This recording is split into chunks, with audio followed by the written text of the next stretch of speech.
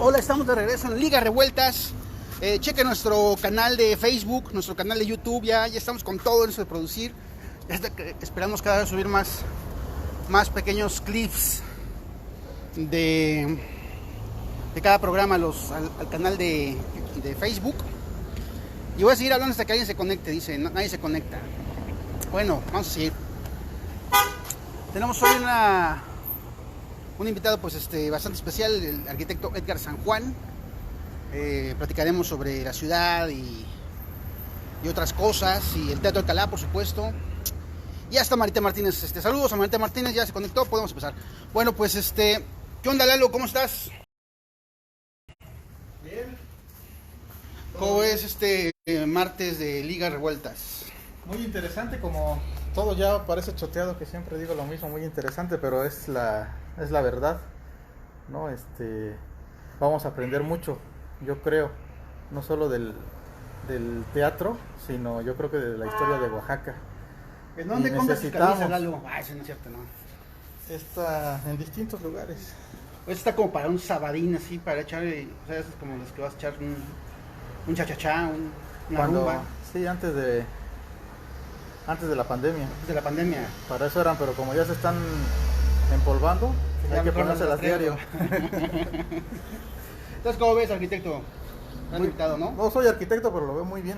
¿Qué han invitado al arquitecto con tanta historia? Un poco de historia de Oaxaca, que necesitamos más gente que aporte con información para que las nuevas generaciones no pierdan la identidad y no pierdan esta rica historia de Oaxaca, cultural, social, política, artística. Entonces yo creo que va a estar muy interesante y hay que escuchar. Hay que escuchar. Mañana sí viene el doctor Lacra, ¿tú cómo ves? Ya está más que confirmado. ¿Ya está más confirmado? ¡Ah! Ya está más que confirmado el doc para mañana. Muy bien, pues vamos a ver mañana cómo se pone el asunto, pero hoy estamos con el arquitecto. Marita Martínez nos está viendo, saludos a Marita Martínez, que es la persona que se conectó. Y bueno, ya rápidamente un comercial. Compren estos libros, por favor. Días de lucha, no, estos Los Lances de Futuro y Días de Lucha en Ciudad Dorada. Y quiero reportar a Gregory Quiñones, al señor Gregory Quiñones. Si alguien ve al señor Gregory Quiñones, dígale que por favor me compre el libro, porque me ha estado posponiendo ese pedo 3 veces. Saludos. Y entonces, si Gregory no me compra el libro, lo vamos a etiquetar así como forever de alguien, o sea, como que para que la gente no le suplique ni madres, ¿no? Porque le gusta que le supliquen 3 veces. El señor Víctor Armando Cruz Chávez, el señor Víctor Armando Cruz Chávez, me ha cancelado la venta del libro 5 veces. Bueno, ellos dos están en mi lista negra de las personas a las que no les debe rogar ni madres, porque se aprovechan de eso. Pero bueno, vamos a rápidamente a superar este momento de enojo y vamos a saludar al arquitecto Esteban San Juan en esta hermosa tarde. ¿Cómo está usted? Muchas gracias, Rodrigo. Pues por fin platicamos un poquito más libremente ante tanta presión de la pandemia, pero el estar en un lugar donde hay muchos libros ya es ganancia. Digo es ganancia porque yo creo que los libros nos nutren el alma y nos nutren la vida, ¿verdad? Yo creo que es parte de lo que somos. Arquitecto, pues ¿qué nos cuenta usted para quien no tenga gusto de conocerlo? Algo que nos pueda decir usted, su trayectoria. Yo creo que si hablo de mí se suena un poco a vituperio, mejor lo dejamos así. La misma vida nos va dando el espacio y lo que somos como actores de este Oaxaca tan polémico y tan vasto en cultura, ¿verdad? Usted está actualmente al frente de la coordinación de teatros, específicamente el Teatro Alcalá. Pues mira, si se llama coordinación es lo de menos. Yo creo que estamos al frente de un proyecto cultural muy importante como es el Teatro Alcalá y el Teatro Juárez. Desafortunadamente, con todo lo que está pasando, nos tuvimos que reinventar un poco en cuestiones de grabaciones, streamings, cosas de esas leves. Pero estamos ya a muy poco tiempo de poder reaperturar un poco, con poca actividad presencial, pero yo creo que con un 20-15% ya podemos empezar el fin de año, ¿verdad? El Teatro Alcalá cumplió 112 años. 112 años de, parece decirlo es muy fácil, pero fíjate que es un edificio, y siempre lo pongo de ejemplo para todos los que nos dedicamos a la arquitectura o a la construcción, es un edificio bastante sólido. Inclusive nuestro amigo que ya se acaba de ir, el arquitecto Márquez, me platicó, Pepe me platicó de algo que no saben los oaxaqueños, porque realmente su papá le tocó estar en parte de la construcción del teatro. Me platicaba que está cimentado más o menos como en 4 metros de profundidad, pero es de las pocas obras en Oaxaca que ha resistido todo, ¿no? Los embates del tiempo, los embates de los sismos, los embates de destrucciones, pero está de pie. Y me platicaba también de otro edificio muy emblemático, que es donde está la Casa de los Pintores. ¿Dónde es? En frente de la Alameda. Me dice que ese edificio está muy sólido y que copiando un poco la estructura de ese edificio se hizo donde está el banco de enfrente. Uh-huh.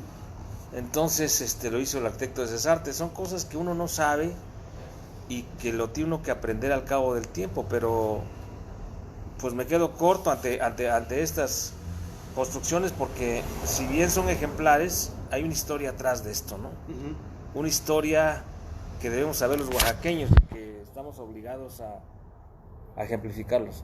Bueno, para los que no vivan en Oaxaca, no han visitado nunca Oaxaca, este es el Teatro Alcalá. Bueno, que se ve, o sea, como no tenemos mixer, pues tenemos que mostrar la imagen. Es el hermoso Teatro Alcalá, un teatro pues muy representativo de esta ciudad, muy pues mucho también de la identidad, yo creo que de los oaxaqueños, ¿no? Las oaxaqueñas.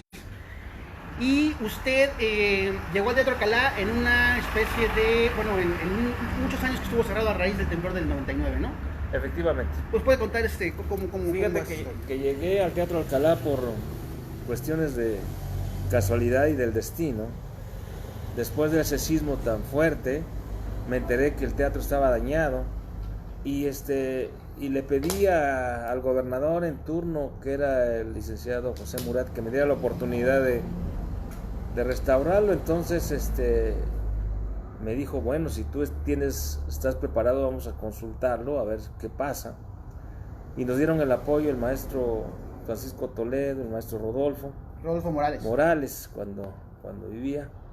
Y obviamente lo tuve que concursar en la área de arquitectura del Instituto Nacional de Bellas Artes.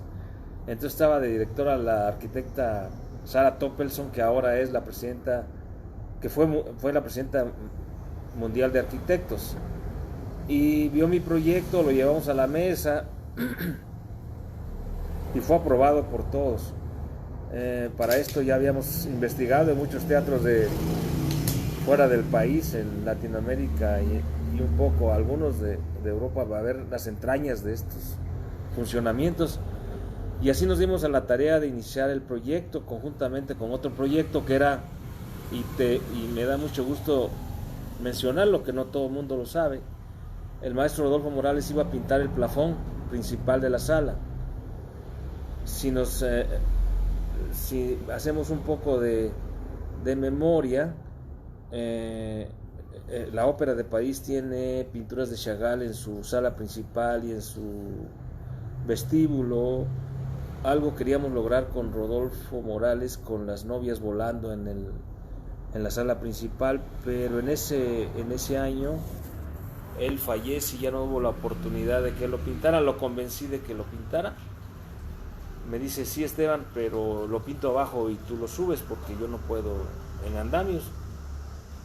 Pero la burocracia de aquel entonces, entre entrega de planos y todo, pues no fue el tiempo suficiente y el maestro falleció. Y ahí me quedé restaurando con una cirugía mayor el teatro. ¿Cuánto tiempo fue? ¿Cuántos años? 4 años de restauración, te digo, con unas 200 gentes, entre carpinteros, ebanistas, herreros, eléctricos, yeseros.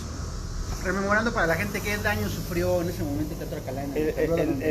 Fíjate que hasta eso no fue tanto el daño físico del inmueble, más bien fue el daño del abandono de muchos años atrás, siempre lo he dicho, y adaptaciones que no correspondían, y saqueos que tuvo. El teatro tenía mármol de Carrara en el vestíbulo, tenía espejos afrancesados, tenía cariátides, tenía Atlantics en la sala principal. Se los robaron durante muchos años de abandono, y que tenía actividades, como todo el mundo lo sabe, de diferentes disciplinas: arena de box, de lucha libre, mítines políticos, en fin, una historia que ya está plasmada en un libro que se hizo de los 100 años del Teatro Alcalá. Bueno, también como un comentario como cultural para la gente, Pedro Infante se presentó en el Teatro Alcalá, ¿no? Pedro Infante se presentó. Pedro Infante se presentó, ¿cómo se llama? La chorreada se me fue. Blanca Estela Pavón, la actriz que bueno, que muchas y muchos ubicaremos como la chorreada, ¿no? Una actriz. ¿Todavía tienes las intercambios? Blanca Estela Pavón. Ajá.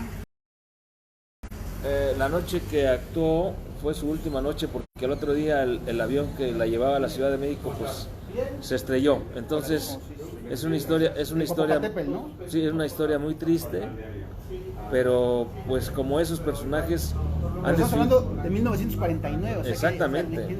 O sea, mira, el teatro ha tenido muchas actividades, pero a la vez ha tenido también desaciertos en intervenciones, desaciertos en usos. Fue, como te digo, arena de box, fue cine también en su época, pero sin embargo,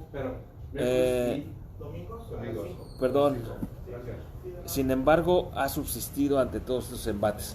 Yo considero que el teatro, aparte de que sea un edificio patrimonial, yo creo que es la historia de los oaxaqueños.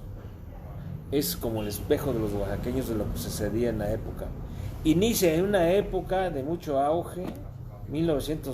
5 de septiembre de 1900 se inaugura con la ópera Aída, en donde un Oaxaca de empresarios extranjeros, franceses, españoles, alemanes, fábricas y todo eso, forman un comité de la construcción del teatro, porque sí sabes que el teatro lo inicia el ingeniero Rodolfo Franco Larraiza.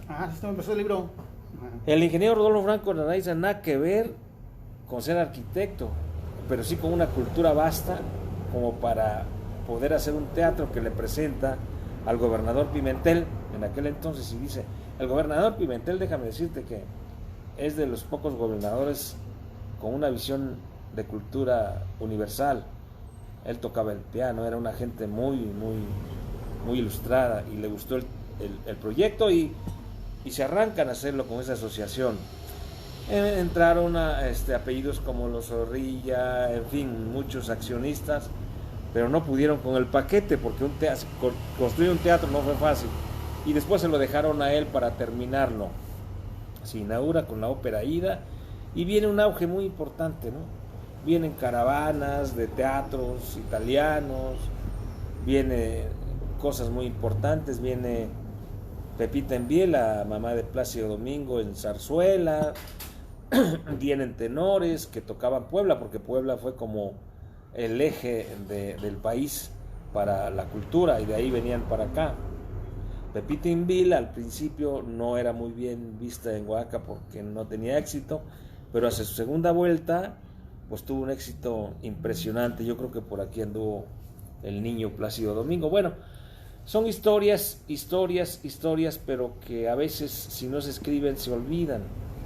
Después viene la historia política, la historia del cine, la historia del que se le dio mal uso al teatro. Sin embargo, aguantó, y tenía bajos y altibajos.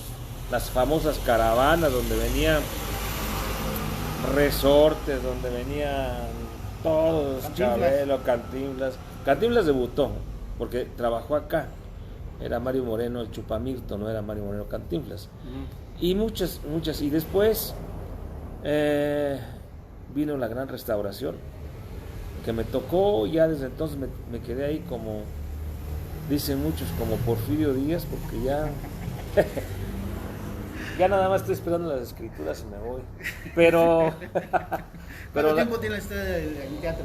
Desde el 2004 hasta la fecha. Me imagino que es un cariño muy grande el que le y tiene. Es parte de mi vida, Rodrigo, es parte de mi vida y quiero al teatro como si fuera parte de lo que vamos a dejar como legado para los oaxaqueños. Es otra historia que va paralela a esta de la pasión y la locura, pero la verdad, te digo, se ha hecho ejemplar el teatro. Estamos ya a punto de reabrirlo, pero antes de todo eso, desde que tomamos las riendas del teatro, conformé un equipo, y eso sí es digno de mencionarlo, un equipo de técnicos que no son sindicalizados, son técnicos que han puesto toda su vida ahí, y que me siento muy orgulloso de ellos, técnicos y administrativos que no han sido contaminados con sindicatos, que afortunadamente, si no el teatro, si no yo no estuviera hablando de este tema. ¿Usted piensa que un sindicato hubiera sido nocivo? Yo pienso que para este tipo de cosas los sindicatos no funcionan, y menos horarios burocráticos. No estoy en contra de los basificados, pero sí son temas de que pues hoy la función se terminó a las 11, maestro, y tienes que quitar entarimados porque al otro día hay otro tipo de conciertos. O sea, ahí no son horarios. Eso es lo que ha dañado mucho al país, que se basa mucho en horarios, en cosas burocráticas que no checan. Y pues de ahí ya empieza otra historia, ¿no? La historia ya de actividades, de decir, bueno, el teatro ya está listo, ya está equipado, que es otra etapa.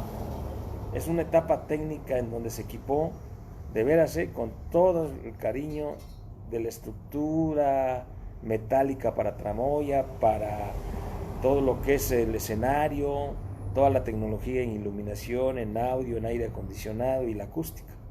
Es un tema aparte, pero lo tengo que mencionar porque yo no lo he dicho que está bien, lo han dicho todos los que firman el libro de que qué le pareció el teatro, ¿no?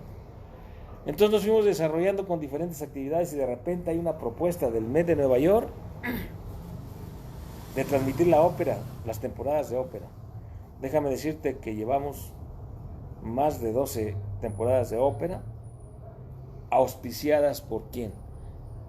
Por la iniciativa privada, por la Fundación Alfredo Harp, que paga la franquicia, son 3 temas: es franquicia, es derechos de transmisión por cada ópera, y es derechos de conceptos de la obra, ¿sí?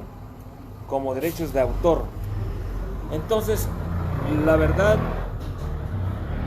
es una gran ayuda. No es un gran negocio eso, porque el negocio está en que se recepcione la ópera, y ahora, si ya tengo un 70-80% de asistentes a la ópera, ahora yo quisiera que fueran un 70-80 extranjeros. Ahora yo quisiera que fuera al revés, más oaxaqueños que extranjeros. Pero te cuento esto porque tiene que haber una mezcla de apoyos, una mezcla de fórmulas importantes como para llevar a cabo el teatro para buen fin. Presupuestales se refiere. Presupuestales y también de e incentivos. Ahí vienen las propuestas nuevas. El teatro tiene que tener incentivos, como también los patrocinadores tienen que tener incentivos. Si los patrocinadores son empresas, tienen que tener incentivos fiscales para poder llevar. Los teatros de esta dimensión no son negocio. Los teatros de esta dimensión son básicamente un aliciente para llevar la cultura a nuestros niños y a nuestros jóvenes de Oaxaca. Ok, Pues le mando saludos Marité Martínez y le mando también saludos a Abel López Marroquín. En ese sentido, el Teatro Alcalá, pues, ¿cuál será? Usted habla de una herencia, ¿no? El teatro. ¿Qué debe seguir significando el teatro en este momento y siempre? O sea, ¿qué tipo de público le debe atraer el teatro? Porque, bueno, ha habido como muchas polémicas en torno a eso, en torno a gente que dice, bueno, es que la ópera es como un asunto de unos cuantos y entonces la gente es elitista. Elitista, exactamente, y entonces la gente no va al teatro, la gente del pueblo, el pueblo no entra. ¿Usted cómo ve? Yo te contesto. Ajá. ¿Será elitista el teatro cuando cobra 150, 200 pesos por una ópera? ¿O será elitista Los Tigres del Norte o Bronco que cobra 450 por entrar a su concierto? Uh-huh. He ahí la discrepancia. El teatro Alcalá nunca ha sido elitista. Las tarifas que se han cobrado son para todo público. Es falta de educación también, de habituarnos a ese tipo de espectáculos. Pero tampoco puede ser gratis. Todo lo gratis se echa a perder si no valoramos, ¿sí? Entonces yo considero de que ahí hay un equívoco. El teatro es para todos. Se han presentado de todo tipo de espectáculos, ahora cuidando bien el formato y la calidad, porque si bien es cierto se presenta la Guelaguetza muy cuidada por la compañía estatal de danza, pero no puedo presentar a la Guelaguetza con una población que no esté en condiciones de pisar ese escenario. Pero sin embargo hay que llevar el teatro a las comunidades. Ese es un proyecto que tenemos en puerta, sacar el teatro a las comunidades. ¿Cómo? Con un proyector, una pantalla, un pequeño escenario y pasar lo que se está pasando, porque hay comunidades que no pueden venir los niños, los jóvenes. Ese es otro proyecto que estamos en puerta. ¿Y qué viene?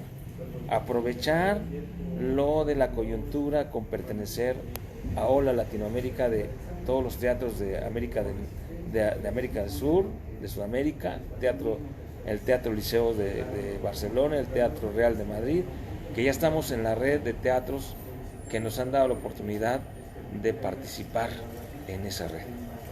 Ok, muy bien. Entonces, pues larga vida al teatro. La gente que no le tenga miedo al Teatro Alcalá, que tampoco le tenga... ¿Qué le debe tener la gente? O sea, como respeto al Teatro Alcalá, como cariño al Teatro Alcalá, como pertenencia al Teatro Alcalá, ¿usted cómo ve? O sea, hablo de lo oaxaqueño. Yo lo que pienso es que la gente le tiene que tener todas esas cualidades. Además, es el teatro de los oaxaqueños, ¿sí? Pero tan ser el teatro de los oaxaqueños no quiere decir que se hagan... Si tú observas, el edificio es el único que no ha sido pintarrajeado. Desde todas las cuestiones políticas, desde el 2006 o antes, lo han respetado. Yo me he enfrentado inclusive a los manifestantes y a los que se ponen, al magisterio que se pone afuera, y les he dicho que el teatro es de ellos y de sus hijos, y lo han entendido. Yo creo que aquí hay que proponer más que criticar. Si tú le dices al magisterio, mira maestro, aquí el teatro, ven, te invito a pasar, conócelo, es tuyo, lo entienden. Pero yo creo que si todo el mundo nos pasamos criticando y siendo negativos en ese tema, pues no vamos a lograr nada. Hay que convencer a la gente. Muchos maestros pasaban por ahí, les abría yo la puerta y les daba yo 5 o 10 minutos de explicación y se iban convencidos, ya no colgaban sus mecates, ¿sí? Entonces es parte de eso. Si ahora la comunidad artística sabe que el teatro está en ligas mayores, somos representativos de México, el tercer teatro más importante del país después de Bellas Artes, el degollado, y que saben que en Oaxaca se pasa la Guelaguetza, la podemos transmitir en la temporada en los 32 teatros de Latinoamérica, incluyendo el Colón de Buenos Aires. Eso es un logro, Rodrigo, tan importante como el sacar a Oaxaca con turismo a nivel internacional, porque Oaxaca no es únicamente la Guelaguetza, Oaxaca es cultura de todo, y a través de las plataformas digitales en las que somos beneficiados por esta franquicia de Hola Latinoamérica, podemos promover artistas. Mis técnicos de repente me van a dar el visto bueno y van a tener que irse a capacitar al Teatro Colón de Buenos Aires, al Teatro de Santiago de Chile o al Teatro de Colombia. O sea, todos esos beneficios es muy largo platicarlo, pero tenemos que entenderlos, que ya estamos en otra época, en otras dimensiones, en otro rehacer de nuestra vida cotidiana. Ya los teatros no van a estar al 100, por lo menos en 2 años más, pero sí tenemos que reinventarnos, tenemos que usar plataformas digitales, tenemos que usar azoteas, tenemos que usar espacios abiertos, tenemos que hacer conciertos, obras de teatro abiertas y sacar todo el teatro a la comunidad. Eso es lo que están haciendo en todos los países, ¿no? Hay unos países que están con todo, para todo esto pueden pasar conciertos, pero es un costo elevado por todas las características de sanidad que tienen.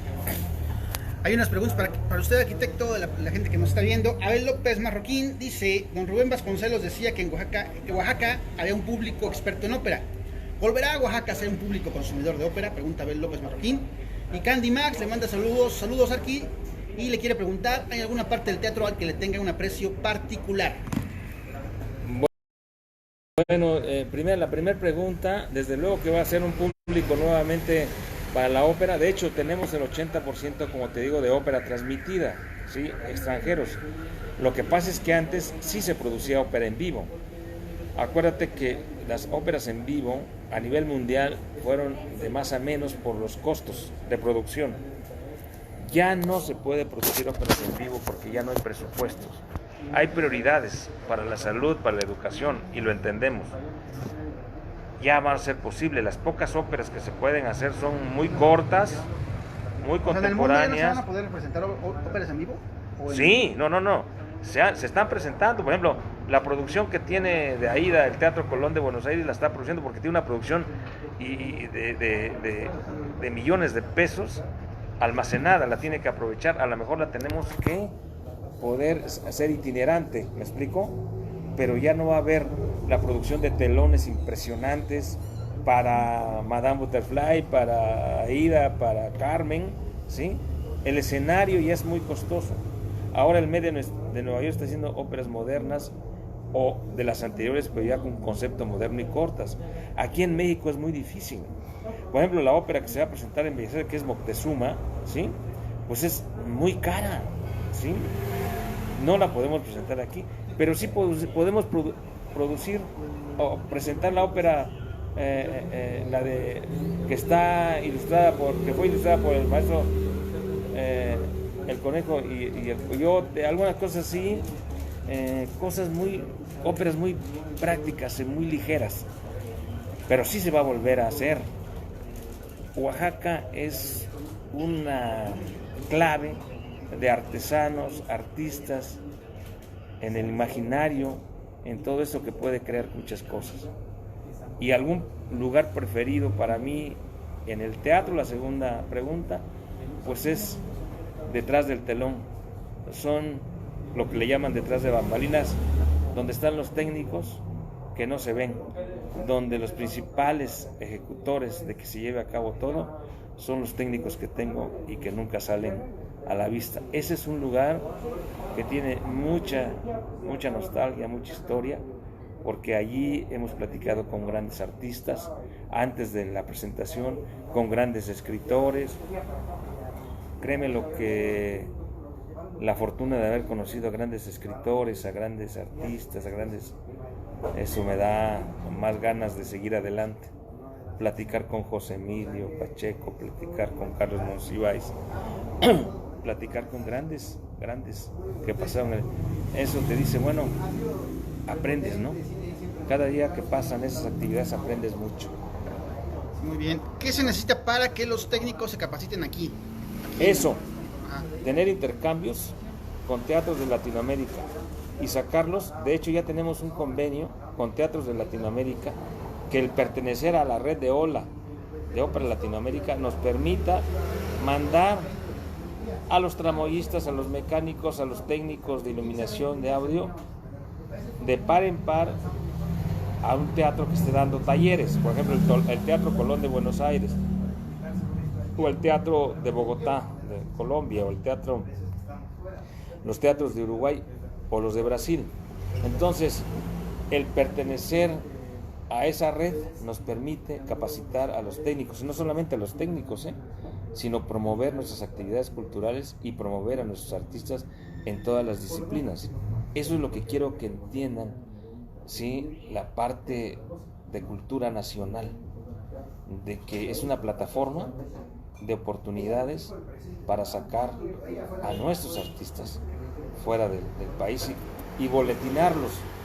Si se presentaron 5 veces en el Teatro Alcalá y son de calidad, ellos ya pueden estar boletinados en la plataforma de Hola Latinoamérica para que los contrate cualquier país, ¿sí?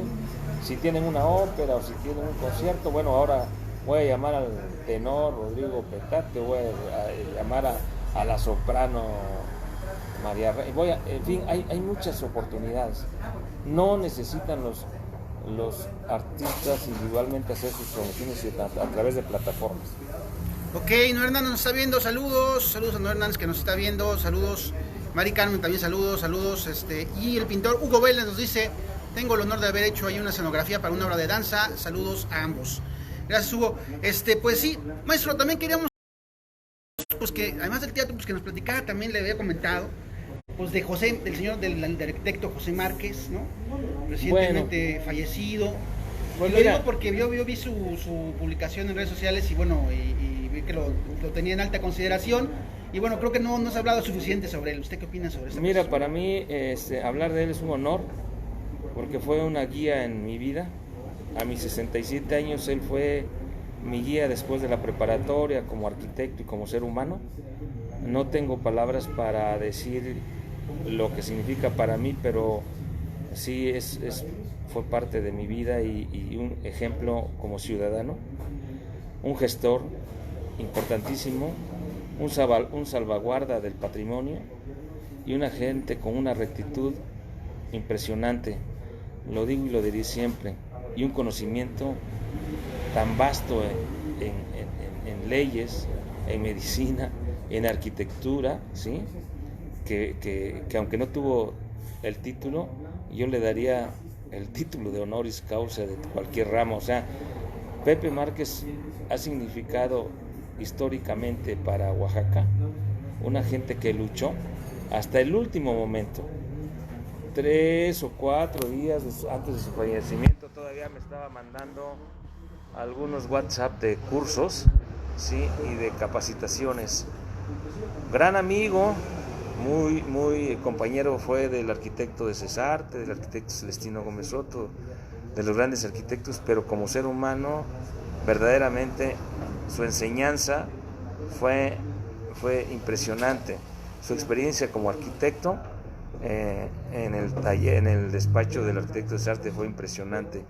Y sobre todo en la cuestión política y social de los pueblos indígenas, fue también al lado del maestro Francisco Toledo, que estuvo trabajando en Provax, pues fue ejemplar su visión. Habrá tiempo de platicar muy ampliamente del arquitecto, y él me enseñó a salvaguarda del patrimonio. Él fue como una persona muy interesada siempre en hacer ciudadanía, ¿no? En ciudadanía y hacer conciencia de lo que nos iba a pasar y lo que nos está pasando.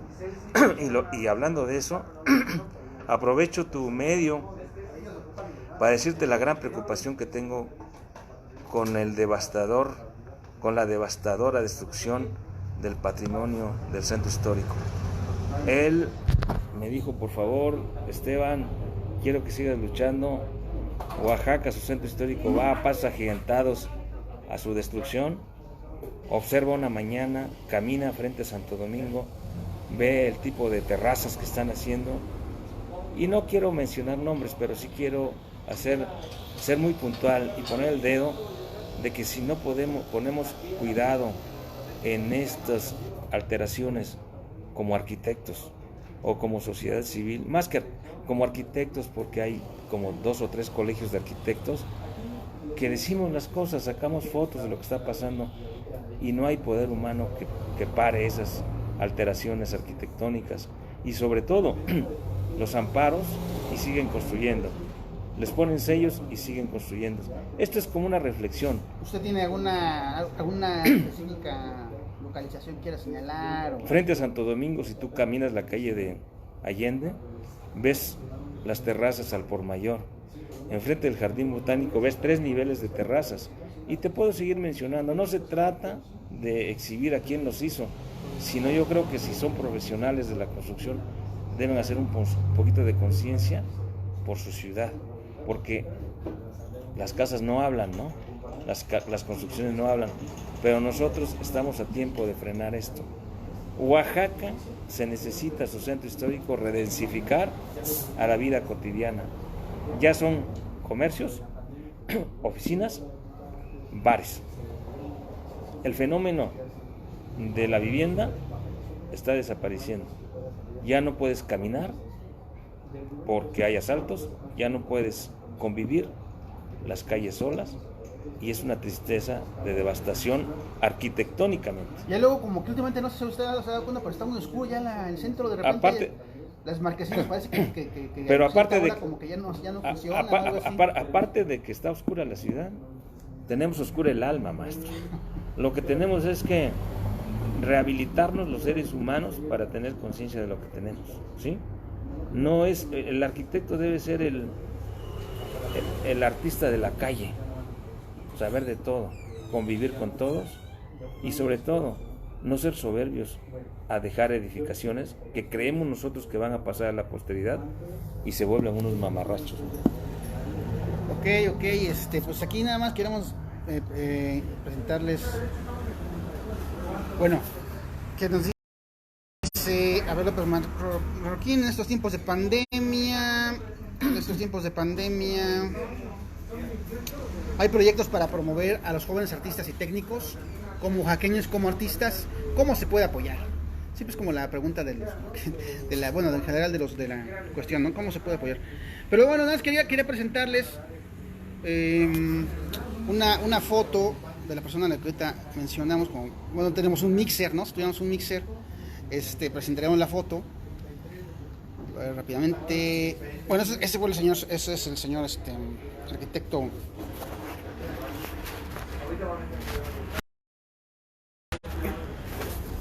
Pepe Márquez, señor José Márquez, ¿no? Presidente de ProWax, que bueno, falleció, me parece, la semana pasada o antepasada. Una persona pues a la que siempre se le reconoce mucho su preocupación, porque en Oaxaca pues siempre hubiera, de hecho fue uno de los principales opositores junto con el maestro Francisco Toledo a la construcción del centro de convenciones aquí en el Cerro del Fortín, que fue un acontecimiento en su momento. Pero bueno, arquitecto, usted está haciendo puntualizaciones muy precisas. Se está aprovechando, le está pasando la mano a este gobierno, a estos administradores públicos en su afán de estilizar el centro histórico de la ciudad. Incluso, bueno, usar esta palabra, gentrificar, ¿no? Pues, o sea, quitar a la gente, bueno, ir apartando a la gente, porque mucho comentario que se hace hoy es que ya no se encuentran oaxaqueños en el centro histórico, ¿no? Ya que principalmente son extranjeros. Entonces, en esta afán como pues de tener más turismo, ¿qué se está sacrificando? ¿Qué se está haciendo? ¿Cómo está el tema? Mira, Rodrigo, yo no quiero ser repetitivo en contra de los gobiernos. Primero, la voluntad política debe existir. Segundo, la voluntad de los ciudadanos. En muchos países de Latinoamérica el fenómeno del ambulantaje ha sido resuelto. Yo ya no tengo la fórmula, ya están las fórmulas, ¿sí? Es darle espacios adecuados, dignificar a los comerciantes que ganan día a día su recurso, pero que estén conscientes. Pero esa es una labor no del gobierno, es una labor de nosotros, ¿sí? De decirle, mira, maestro, aquí está un espacio, aquí hay un centro de manzana que está deshabitado, se está cayendo en el centro histórico, hay que rehabilitarlo y aquí tienes un espacio, algo así como hizo el maestro Francisco, como el Pochote, ¿sí? centralizar en diferentes núcleos, ¿por qué no restaurar la Alhóndiga a un lado de lo que es Ahí la Alhóndiga atrios? se está haciendo tianguis, no tianguis gastronómico, ¿no? Este centro gastronómico. No, pero ese está en el Carmen Alto, ¿no? Carmen Alto. No, yo te hablo de la parte enfrente del mercado 20 de noviembre, ¿no? Okay. Entonces hay hay una vecindad arrumbada, bueno, abandonada. aprovechemos eso. No hay que estar en contra también de los estacionamientos abajo. O sea, hay que tener sentido común, pero la ciudadanía no podemos pasar 10 décadas criticando, maestro, porque los arquitectos tenemos mucho que ver, los ingenieros tenemos mucho que ver, los sociólogos tenemos mucho que ver. Yo creo que aquí es aportar, proponer, hacer. Si tú me preguntas, oye, arquitecto, ¿qué has hecho con el teatro después de la restauración? Ahí ves los resultados. Si todos pusiéramos un poquito nuestra parte, a ver, el Colegio de Arquitectos que haga una propuesta de rehabilitar estos centros, como lo que estoy diciendo, que son vecindades, que se están cayendo. A ver, Secretaría de Finanzas, vamos a dar incentivos a los dueños de propiedades que están cayendo para que rehabiliten su casa y no les cobres predial en 5 o 10 años. Lo hacen. Son fórmulas que yo no las estoy inventando, ya están, Rodrigo. Yo creo que aquí hay que ser propositivos. Los gobiernos hacen lo que pueden y a veces no lo hacen porque las gentes que están al frente de estas entidades patrimoniales de rehabilitación y de restauración no son las gentes profesionalmente capacitadas. Están como los diputados. Tú dime qué diputado verdaderamente tiene una vocación, ¿sí? O que tiene una cátedra por oposición. Tú una cátedra en la universidad te la ganas por oposición y por concurso. Aquí los diputados no se ganan eso. Entonces es pasar y decir. No, hay que proponer. Colegios, agrupaciones, los líderes de la cultura se nos han ido. Rodolfo Morales, Francisco Toledo, estamos decapitados. Necesitamos formar líderes, no comerciantes de la cultura. En ese sentido, lo que usted acaba de mencionar, ¿no? Usted fue una persona pues cercana a Rodolfo Morales, ¿no? Trabajó con él, lo conoció, convivió con él. Sí, estuve 13, 14 años con él en una fundación e hicimos lo que está dejando a la posteridad. Dejamos conventos, el convento de Ocotlán rehabilitado, que es un ejemplo. Si tú lo visitas está verdaderamente impecable. Varias iglesias en los valles centrales, apoyo a comunidades. El maestro supo lo que dejó a la posteridad y sobre todo lo que dejó para que lo recordaran. A un ser como él o como Francisco no se le va a olvidar nunca, Rodrigo, por las cosas que dio, ¿sí? Y no es que lo hizo a propósito, sino porque le nacía. Son seres fuera de serie. Yo estuve al lado de Rodolfo y se quitaba la camisa por darla a las gentes. Pero ¿sabes qué? Somos ingratos, no los recordamos como debiéramos. En otros países los están recordando y no tienes idea cómo, ¿sí? Con premios. Hasta el último país más lejos, que es Johannesburgo, Sudáfrica, recibieron la exposición del maestro Rodolfo Morales, como no tienes idea, es impresionante. Entonces, un poco de egoísmo, un poco de abandono, le he propuesto al gobierno del estado rescatar el acervo de los pintores oaxaqueños que son en pago en especie. Ese acervo está embodegado, está guardado en el Museo de Hacienda y que realmente podemos rescatar para traerlo a Oaxaca. Que no nos lo regalen, Rodrigo, sino exhibirlo para que sea un motivo más de que la gente del mundo, ya no digo de México, venga a Oaxaca a ver, vas a buscar una pintura de tamaño y ¿dónde la encuentras? Dime, ¿dónde la encuentras? ¿En el museo? ¿Tamaño? No. No, porque es prehispánico, ¿sí? No lo encuentras, ¿sí? O sea, no puedes ver la obra de un artista oaxaqueño, ¿sí? Entonces, falta un poquito de visión en esos temas.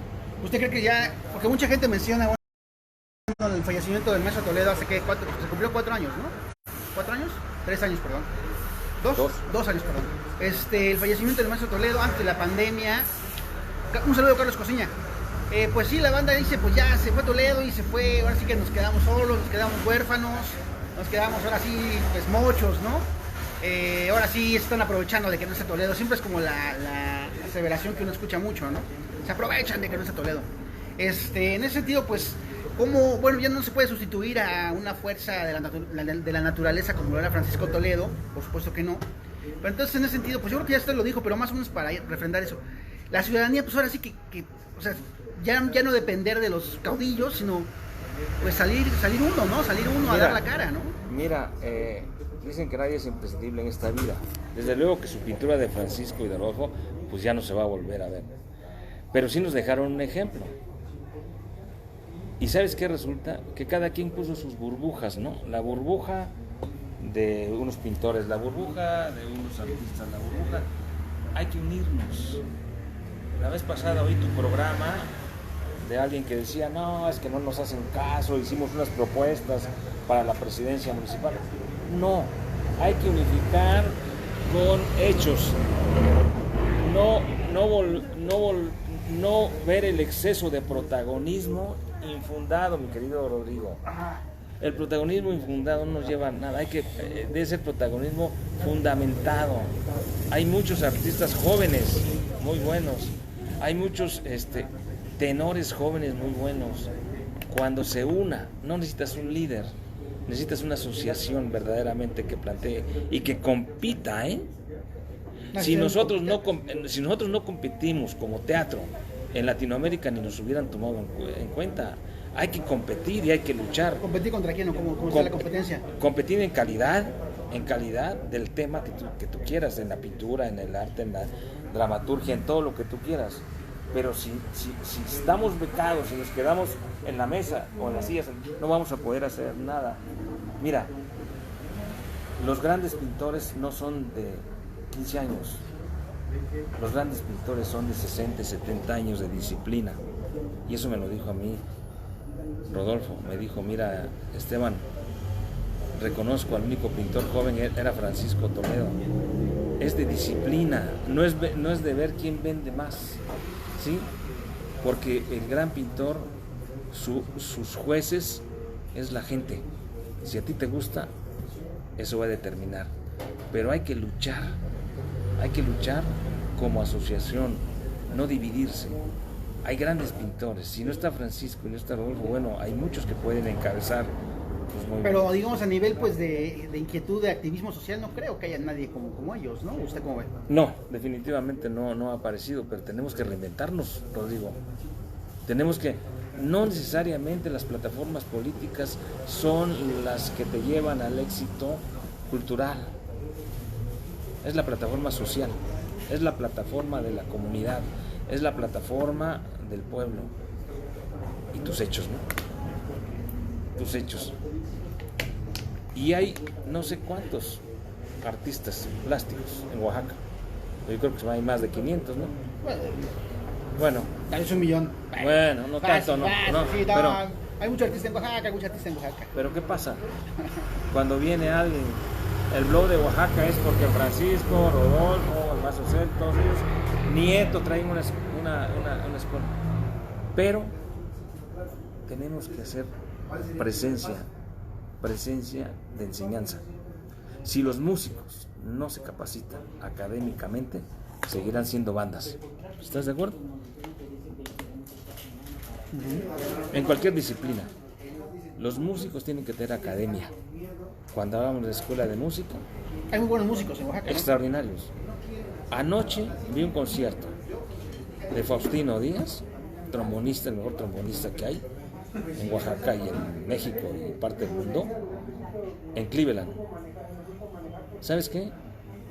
Ese tipo de músicos tiene que enseñarle a los que vienen en su generación la experiencia que han tenido en el mundo. Y te puedo decir de grandes músicos que están en la Sinfónica de Berlín, que han hecho composiciones a la Sinfónica de Tokio, que andan en la Sinfónica de Jalapa. Hay más músicos oaxaqueños en Jalapa que en Oaxaca. ¿Qué pasa? o nuestros músicos, se tienen que ir. Entonces, ¿cómo puede subsistir toda esa población? Pagándoles bien, subsidiados por empresas que también tengan incentivos y llevar en alto a Oaxaca. Muy bien, pues el pintor Hugo Vélez, que nos está viendo, que gracias por vernos, Hugo. Ya tiene un comentario sobre lo que usted como acaba de comentar, arquitecto, de que no se encuentra Tamayo en Oaxaca. Dice, yo sé que algunos gobernadores pidieron a Tamayo alguna donación de obra, y no donó ni medio cuadro. Por eso no hay obra de él en Oaxaca, porque no donó obras. ¿Usted cómo ves? Bueno, el donar es una palabra muy rara, ¿no? Porque pues, ¿quién te dona, no? Yo creo que es muy difícil, pero el mecanismo que estoy planteando es rescatar lo que dio en especie en la Secretaría de Hacienda. Si no donó, bueno, allá él, ¿no? Allá su conciencia, pero yo creo que podemos rescatar todo ese acervo. No estoy hablando de una obra, estoy hablando de muchas obras, de todos los pintores que pueden estar en Oaxaca, y las podemos tener. O te voy a decir, ¿tú crees que Miguel Cabrera donó algo para Oaxaca? Miguel Cabrera vendía todo, y hay más en Centroamérica. En Guatemala encuentras Miguel Cabrera y no en Oaxaca. Hay un solo cuadro de Miguel Cabrera en Oaxaca. ¿Sabes dónde está? ¿En teatro? No, está en un pueblo que se llama Santana Segache, es una Virgen de Guadalupe. Entonces, dices, esos eran los momentos históricos, pero hay que rescatarlos. Igual, la música que se fue de acá, de grandes compositores, ¿sí? Por ejemplo, un archivo de Álvaro Carrillo y todos ellos, que es difícil. Para eso están los investigadores.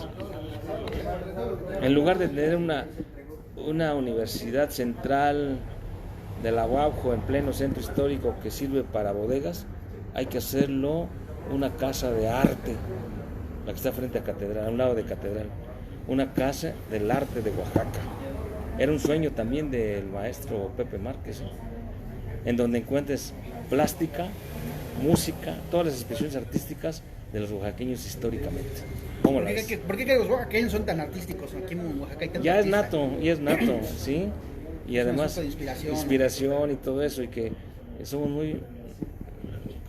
somos buenas gentes nada más 3 veces, la cuarta ya es difícil. Ya es difícil. Bueno, pues nuestra plática, la plática que estamos teniendo los dos, las cosas que ustedes, los conceptos que está usted dando, llevan otras reflexiones de personas que nos están viendo, perdón, me trabo.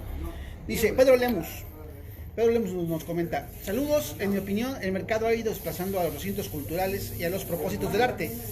No digo que eso esté mal, hay más bares y negocios pequeños que recintos culturales.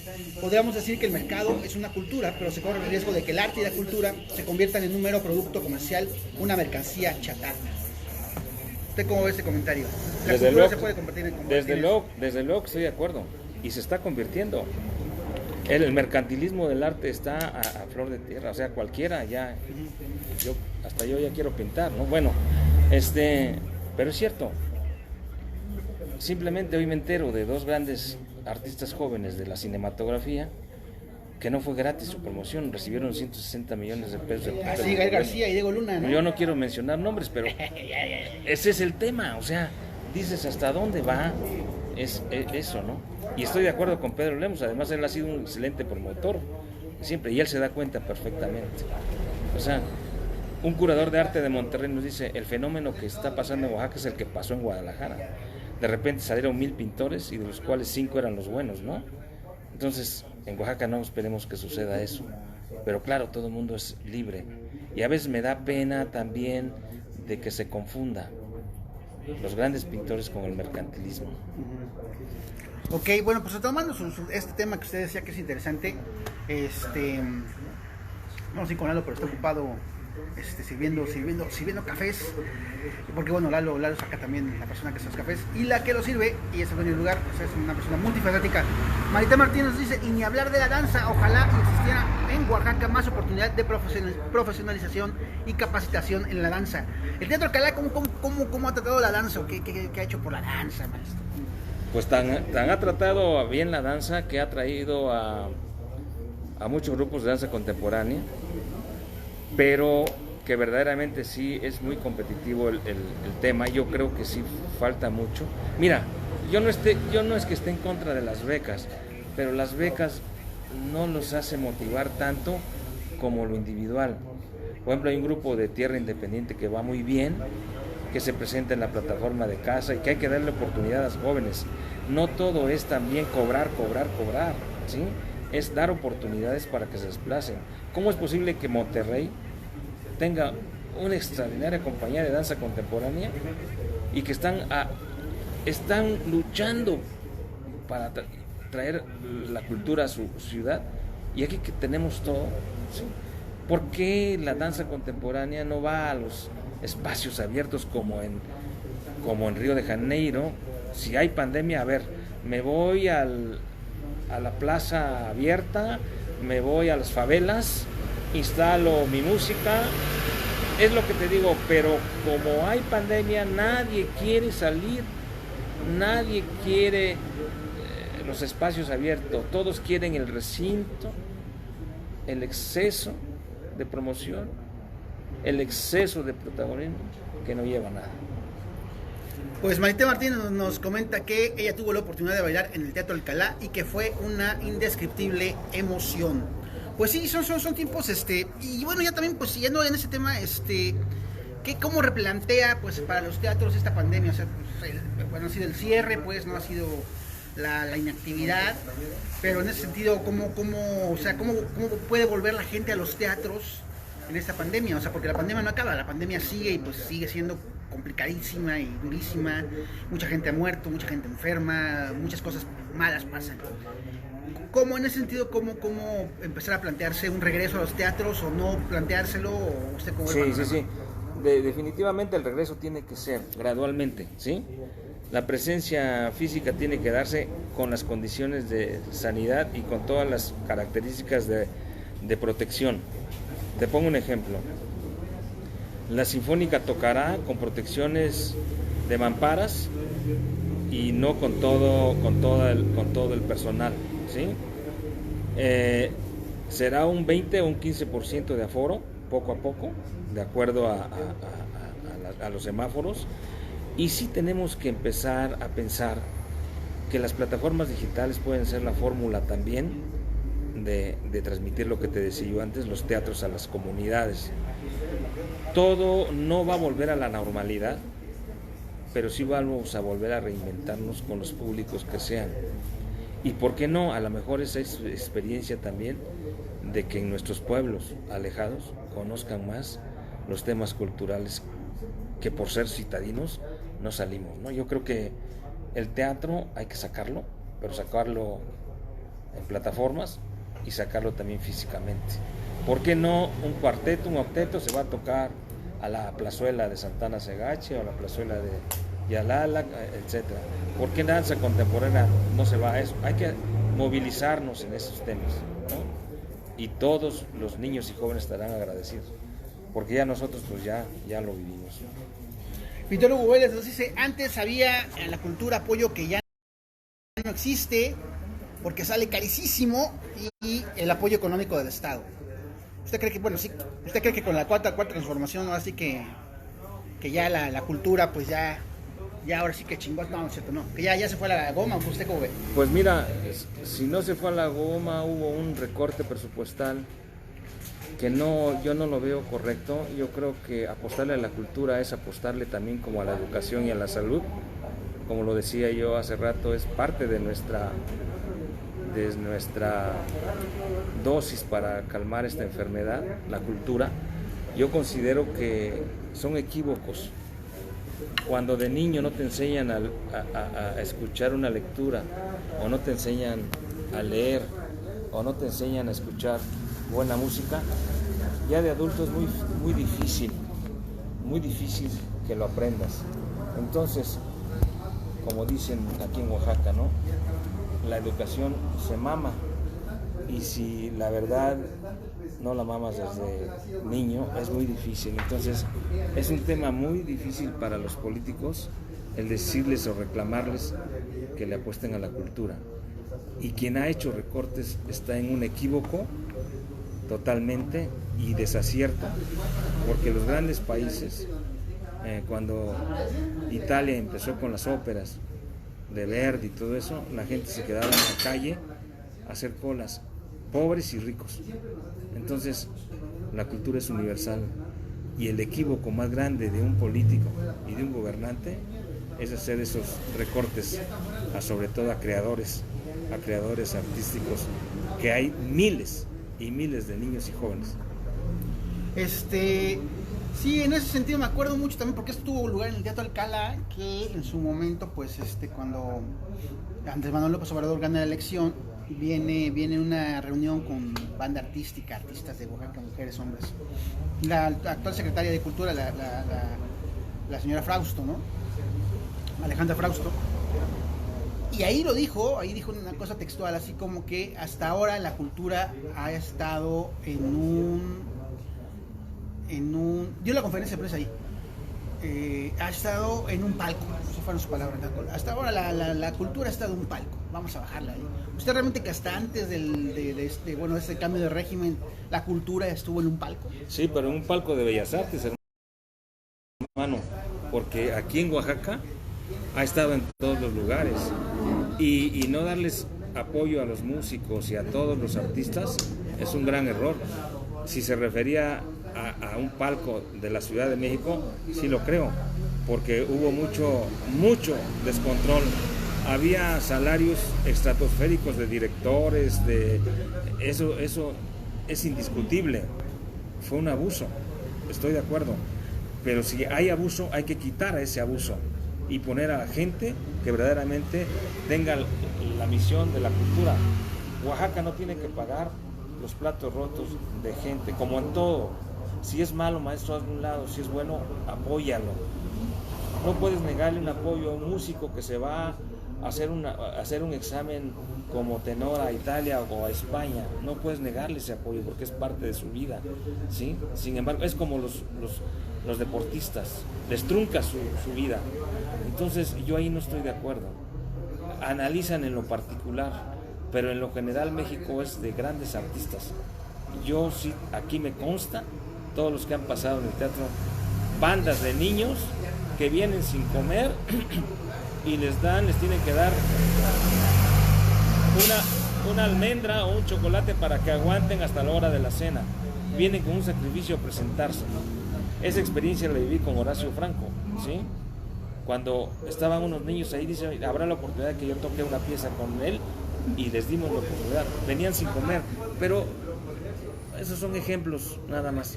Ahora te digo, en las poblaciones que no llegan, que no tienen instrumentos, que están arreglando, no tienen talleres de laudería. Hay que hacer talleres de laudería, ¿sí? El maestro Luengas, que tiene su orquesta Pasatón, está haciendo una gran labor, y así hay muchos.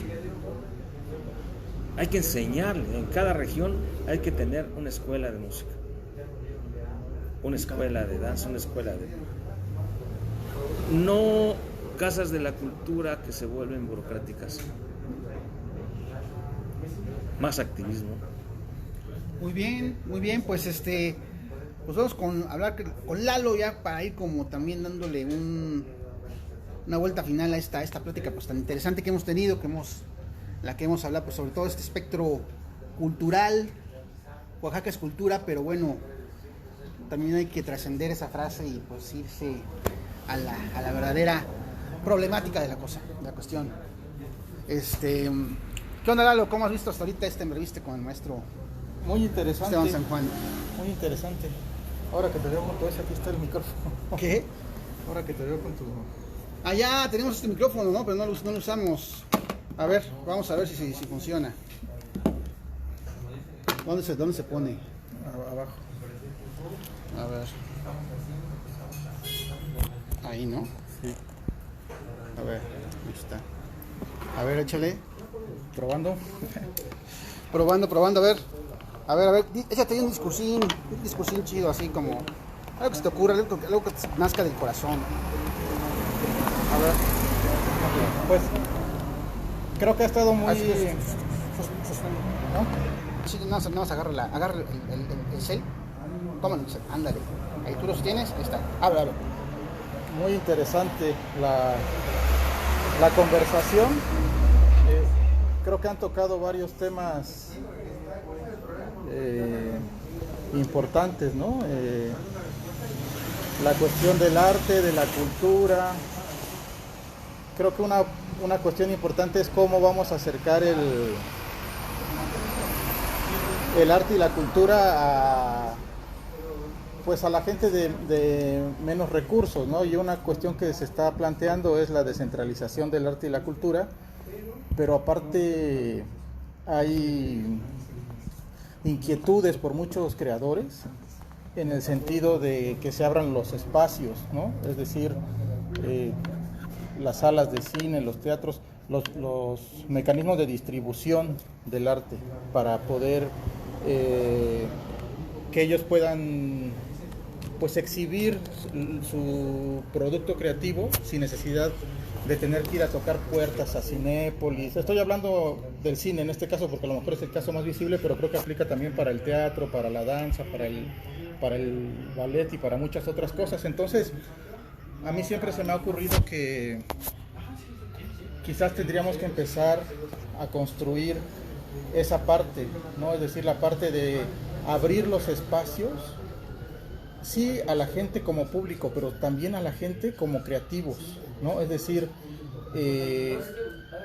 quizás designar un día de la semana que se pudiera hacer, abrir el espacio a una obra de teatro producida y creada en Oaxaca con bajo presupuesto. Aquí ha venido gente del teatro pues que lo hace casi por amor al arte, es decir, ellos financian todo y tratan de sacar pues aunque sea para pagar los costos de sus producciones. Igual en el cine hay, digo, no estoy hablando que se ocupe el Teatro Macedonio Alcalá para el cine, pero sí algún otro espacio, pero en el cine hay muchos creadores aquí en Oaxaca, ¿no? Entonces, exhibiciones de cortometrajes oaxaqueños, exhibiciones de películas de directores o de productores oaxaqueños. Creo que eso sería una muy buena idea para tratar de ganarle al sistema, porque el sistema lo que hace es que acapara los medios de distribución y de exhibición de las cosas, ¿no? Por ejemplo, ahí está Ambulante, que según esto era una cuestión popular, pero de popular no tuvo al final nada, porque al final de cuentas lo que hacía era tener en exclusiva las películas o los cortometrajes y nadie los podía ver más que en Ambulante, y fuera de eso no había esta democratización. Si Ambulante hubiera sido un proyecto de democratización del cine, pues hubiera permitido que su exhibición fuera en internet. Ahora lo hicieron por la pandemia, pero si no hubiera pandemia ellos hubieran seguido monopolizando de alguna forma ciertos cortometrajes, casi todos los cortometrajes que presentan, las películas. Y creo que una forma de combatir eso es que con la ayuda del Estado se puedan abrir foros para exhibir cosas que de otra forma no podrían ser exhibidas, ¿no? Es decir, pequeños directores, pequeños productores. Creo que eso sería importante, pero claro, yo hablo desde la ignorancia, ¿no? Como una inquietud ciudadana, porque a lo mejor puede haber muchos obstáculos que hagan imposible esto, pero ponerlo sobre la mesa, porque creo que le vamos a dar un poco más de inercia a la creatividad que existe en Oaxaca y todas las inquietudes artísticas que existen en Oaxaca y que no encuentran un foro de creación. Pues ellos se arreglan para hacerlo, pero para exhibirlo, para dar a conocer su trabajo, creo que se podría empezar con abrir ciertos espacios y seguir quizás, ¿por qué no?, con un festival de cine oaxaqueño, de cortometrajes oaxaqueños, de alguna obra de teatro montada hecha por oaxaqueños. Creo que sería una buena idea. También me gustó la parte que platicaron acerca de la falta de liderazgos que estamos teniendo aquí en Oaxaca, y creo que eso es algo muy cierto. Y creo que eso permite que exista este vicio en los partidos políticos, en todos los partidos políticos, ¿no? De cacicazgos políticos que de alguna manera monopolizan todas las oportunidades de que otras personas con ideas nuevas, con convicciones más sociales, puedan empezar a ocupar cargos en donde se puedan definir políticas públicas. Y pues yo creo que esa falta de liderazgos también está haciendo que no se pueda lograr esto, ¿no? Y por último, quizás contar una anécdota que, recordando al arquitecto Pepe Márquez, estábamos una vez, yo estaba sirviendo, aparte de aquí del Café del Llano, teníamos un café en García Vigil, donde estaba el agavero antes. Ahí me dieron un pequeño espacio para servir café. Y un día llegaron primero 2 personas y pidieron café. Ya les serví el café de especialidad muy bueno que yo tenía, no es por nada, pero sí es muy bueno. Y estas 2 personas, cuando pidieron la segunda taza, me dijeron: oiga, pero como el color del café de especialidad no es negro, sino que es un poco más claro, un cafecito más claro, me dijeron: oiga, pero échele más, porque se dejaron guiar, yo creo que por el color y porque el sabor es distinto, o sea, no es café quemado. Entonces, pues dije, o sea, les traté de explicar, pero al final dije, bueno, pues les voy a servir de un café de otra marca, aunque no quiero quemar la marca que tenía ahí, pues que ese tiene las características clásicas del café, que es negro, que es amargo y que mucha gente pues con eso se siente satisfecha. Se lo serví y al ratito llegó el arquitecto Pepe Márquez, que yo no sabía que venían juntos todos, y también pidió un café. Al arquitecto le gustaba mucho el café. Pidió un café, lo probó y me dijo: oye, qué bueno está tu café. O sea, le serví el primero, el de especialidad. Está muy bueno tu café. Y las otras 2 personas que me habían dicho que les sirviera un café más fuerte, hasta ellas mismas como que se apenaron y dijeron: ay, nosotros diciendo que lo queremos más cargado. Entonces el arquitecto era una persona con mucho conocimiento, con mucha cultura, que podía hablar de cualquier tema. Su pasión creo que era la cuestión política, la defensa de ciertas luchas sociales, pero con todo eso era también una persona muy sencilla, una persona con la que cualquier persona podía platicar, pues, ¿no? O sea, desde una persona con educación media hasta una persona con doctorado o muy preparada. Y el arquitecto no cambiaba para nada ni su actitud, ni su pose, ni nada, ¿no? Es decir, él era uno y era ese para todos, y creo que eso es algo que pocas personas conservan en la actualidad, ¿no? Ahora, como que es necesario uno se tiene que dar su importancia, porque si no, pues también tantito no se da uno su importancia y pues lo hacen menos otros que andan en una dinámica. Entonces, esa fue una de las anécdotas que tuve ahí con el arquitecto. Muy bien, muy bien. Lalo, pues, ¿qué onda? ¿Ya se quiere ir o cómo? No, estoy viendo. Ya, chica, ¿qué onda? Ya terminaste. Atentamente lo que dice, y es verdad, ¿no? Mira, las apariencias engañan. El arquitecto Márquez siempre fue una persona humilde, como el maestro Francisco Toledo, como el maestro Rodolfo Morales. Si los veías, su vestimenta eran tan humildes, pero tan ricos en el interior, que eso es lo que vale la pena. Totalmente de acuerdo. Y hay que preocuparse de lo que opinen las gentes como ellos. Una vez le dije al Monsiváis, al maestro Monsiváis: digo, maestro, fíjese que en la prensa me están criticando mucho porque falleció el maestro y dicen que yo tengo toda la información y que no la quiero dar. Se quedó callado, lo llevé al aeropuerto, ya que le estaba yo ayudando con sus maletas, me dice: a ver, Esteban, ¿quién dices que te criticó? ¿Qué periodista eres de la jornada? No te digo el nombre, no les digo el nombre, pero me dice: ¿sabes qué? Es X. Preocúpate cuando yo opine mal de ti. Y esa experiencia me llevó a mucho. Sí, la verdad, maestro. No tienes por qué preocuparte de esas cosas tan banales, ¿no? Sí. Bueno, por la anécdota yo lo cuento nada más como una anécdota que me pareció curiosa. Pero fíjate que si tú observas, bueno, yo al menos la experiencia que tengo en el teatro, las personas más importantes que he conocido en mi vida son las personas más humildes. El arquitecto Legorrey, Monsiváis, pintores, humildes, todos humildes. Por eso te decía que las apariencias engañan. Así es que a mí me da mucho gusto, Rodrigo, convivir estos espacios. De hoy en adelante voy a venir. ¿Cómo ve el show? Más que bienvenido. ¿Le gusta el show, maestro? ¿Le gusta el Y show? sabes que te da la apertura, ¿no? De Sí. decir las cosas como deben ser. Es lo que tratamos, honestidad, antes, que siempre la tenemos, pero hay veces que nos cohibimos, y entonces aquí tratamos de armar un ambiente que se preste a decir lo que uno trae dentro del corazón, que siempre lo ha querido decir. Pues, ¿Ya se va, maestro? yo me voy porque Bueno, pues ya es caro. Los tiempos al aire son... Una última pregunta. Muchas gracias. Ya se nos va. Bueno, ya finalmente, pues, ¿qué viene para el Teatro Alcalá, arquitecto? ¿Qué viene para el Estado de San Juan? Mira, el fin de este mes vamos a aperturar un poco dos eventos. Viene un cantautor un grupo de Brasil y un grupo de Chile, pero en forma, digamos, privada por cuestiones de la pandemia, con un aforo muy pequeño. Después vamos a tener unas grabaciones y ya con una buena noticia, la Fundación Alfredo Harp me aceptó ya la otra temporada de ópera, no en octubre, pero sí arrancamos la función en enero, porque sí te dije que eso tiene mucho costo, y para bien ya vamos a aperturar en enero con las transmisiones de la ópera del Met de Nueva York. Muy bien, ya parafraseando al Teatro Alcalá, ya está 112 años de historia, en Oaxaca realmente Dios nunca muere. ¿Usted qué opina?